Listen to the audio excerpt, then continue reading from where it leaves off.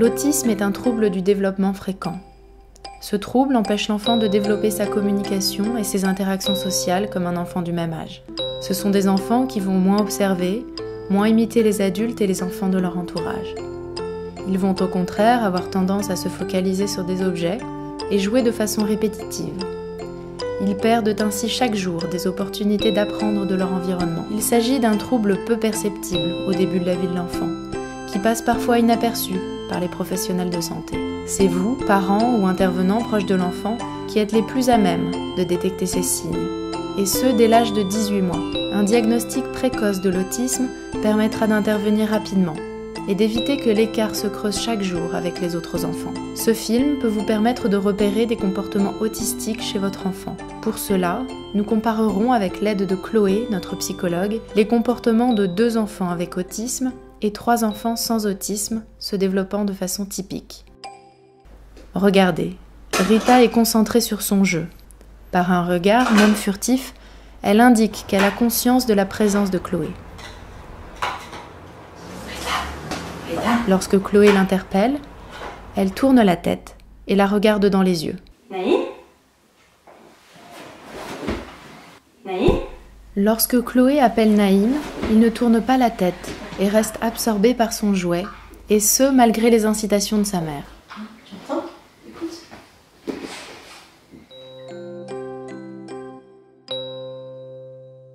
Rita regarde Chloé dans les yeux et suit son centre d'intérêt. Rita porte attention à l'objet qui intéresse Chloé. C'est joli.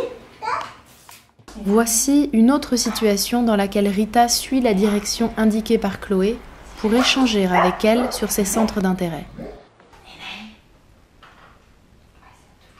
Chez les enfants avec autisme comme Naïm, il est difficile de capter leur attention et qu'ils suivent notre regard ou ce que l'on pointe du doigt. Naïm ? Naïm ? Regarde.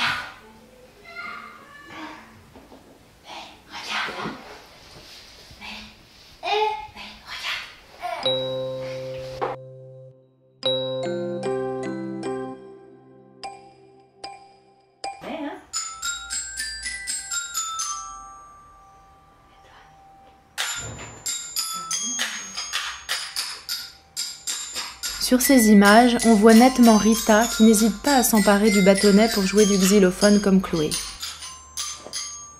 Contrairement à Naïm, qui n'essaye pas d'imiter Chloé, mais détourne la fonction de l'objet.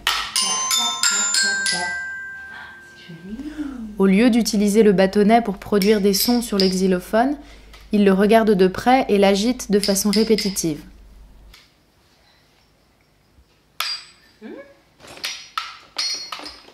Avec Sacha et les maracas, on peut voir que même si le jeu est très captivant, Sacha partage son plaisir en regardant et en souriant vers l'adulte et l'imite.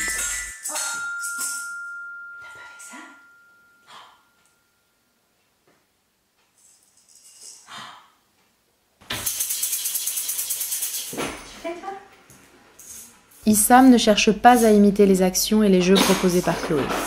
Il préfère suivre son propre jeu.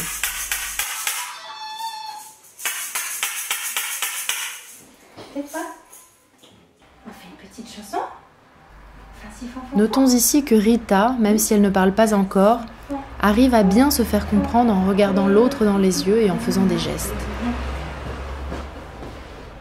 Ainsi font, font, font, 3 petits tours et puis s'en vont. Ouais. Très jeune, l'enfant est capable d'imiter les gestes d'une chanson. Font, font, les petites marionnettes.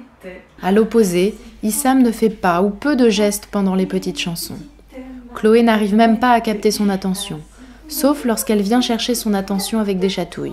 Petits tours et puis s'en vont.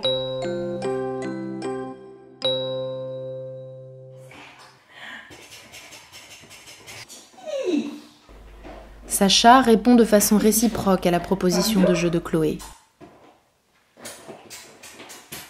Il anime le zèbre et interagit avec l'adulte au travers de cette figurine. Et là, on voit bien comment Sacha fait semblant de prendre à manger dans l'assiette avec la fourchette. Puis va spontanément donner le biberon au bébé.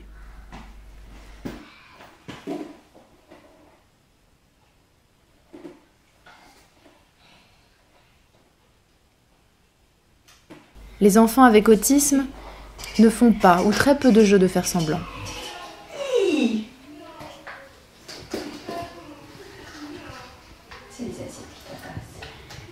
Ils ont tendance à manipuler les objets comme Issam qui tapote avec la petite cuillère dans l'assiette plutôt que de l'utiliser de façon adaptée et faire semblant de manger.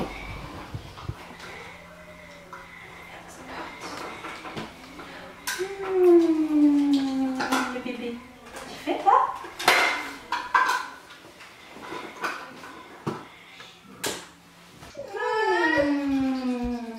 Ou encore Naïm qui joue ici avec un biberon de façon répétitive et ne voit pas le lien avec la poupée qu'on lui tend. Tous deux ne cherchent pas à faire participer l'adulte à leur jeu.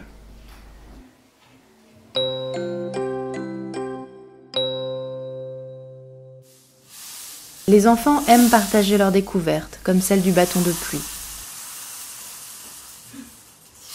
Ils orientent également fréquemment les objets vers le regard et leurs proches pour leur montrer. Avec un mouvement de tête, un geste du pointu du doigt ou un regard, remarquez que Rita peut signifier son refus de jouer ou encore orienter Chloé vers quelque chose qui l'intéresse. Elle communique clairement, même sans langage. Au contraire, Issam ne communique pas avec Chloé. Il regarde en l'air dans le vide et ne cherche pas le regard des adultes présents.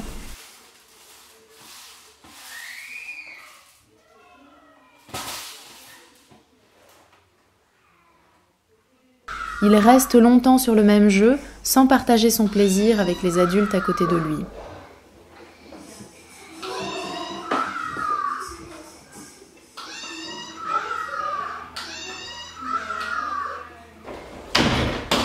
Il joue de façon répétitive, en se focalisant sur le placard, sans interagir avec Chloé. Ah mais...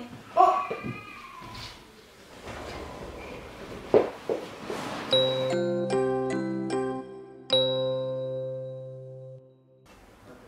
Très naturellement, Rita demande de l'aide à Chloé, en la regardant dans les yeux, en émettant un son et en tendant l'objet dans sa direction. Au contraire, Issam ne vient pas chercher l'adulte, malgré son envie d'avoir à nouveau des bulles. Il semble ne pas avoir l'idée que Chloé pourrait savoir comment faire et l'aider. Naïm ne s'intéresse pas aux jeux proposés par Chloé, dans l'usage que l'on en fait habituellement. Au contraire, il prend la souris dans les mains et en observe les détails sans vraiment jouer avec. Il ne manifeste pas d'intérêt à faire rouler la souris sur la table comme le ferait un autre enfant du même âge et ne demande pas non plus d'aide. Très tôt, un enfant peut clairement communiquer sa demande d'aide même sans langage, juste avec le regard, des gestes et un son de voix.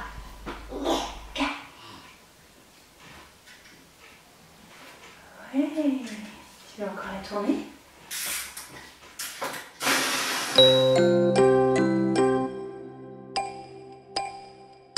Ici, Sacha échange un ballon avec Chloé, mais il échange aussi des sourires, des regards et son plaisir.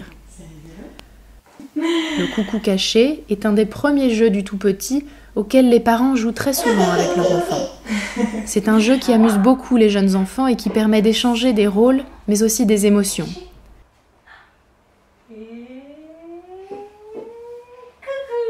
C'est d'abord l'adulte qui se cache, puis c'est au tour de l'enfant. Oh, tu te caches! Il y a un échange de rôles dans le jeu. Tu te caches? Caché! Et... coucou! Caché. Au contraire, Issam ne semble pas voir que l'adulte veut jouer avec lui. Il ne participe pas au jeu, ni le rejette. Il est où, Il ça? évite l'adulte et le jeu. Il préfère jouer de nouveau seul, avec les portes de placard. Si 2 ou 3 de ces comportements sont absents chez votre enfant de 18 mois ou plus, contactez sans plus attendre votre pédiatre ou médecin de famille pour qu'il puisse évaluer son développement. Tout enfant avec un retard de langage, et plus généralement de communication, doit avoir une évaluation de son audition et une prise en charge orthophonique au minimum, le plus tôt possible. Il existe différentes techniques pour développer la communication, le jeu et les interactions sociales de l'enfant avec autisme. Ces techniques cherchent d'abord à développer la communication non verbale, regard, gestes, sourire, aller-retour, qui est la base pour permettre le développement du langage oral. Une prise en charge précoce permet d'agir avant que les signes ne soient trop installés et avant que l'écart ne se creuse trop avec les enfants du même âge.